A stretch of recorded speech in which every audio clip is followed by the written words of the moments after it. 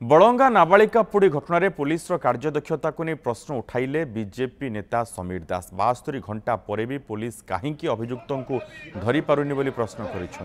पीड़िता को न्याय देवा दाबी में थाना पहुंची एसडीपीओ आलोचना कर समय से पुलिस को 3टी प्रश्न कर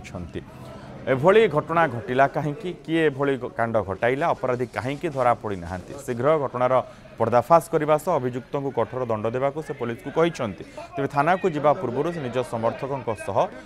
बक्रेश्वर मंदिर जाई सेठारे समूह दीपदान कर समीर दास पीड़िता बे दिल्ली एम्स चिकित्सित होता बेले आशु आरोग्य कामना कर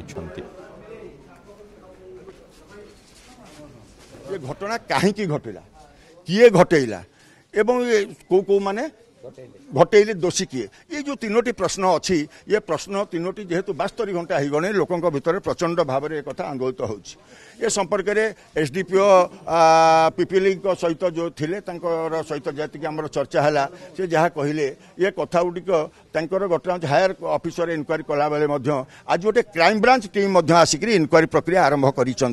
तेणु आम आशावादी अच्छु निश्चिंत भाव में क्राइम ब्रांच जेहेतु आसिक पहुँचले एसपी नेतृत्व में कार्यक्रम जारी अच्छी और डीजी गतकाली आसी खूब चंचल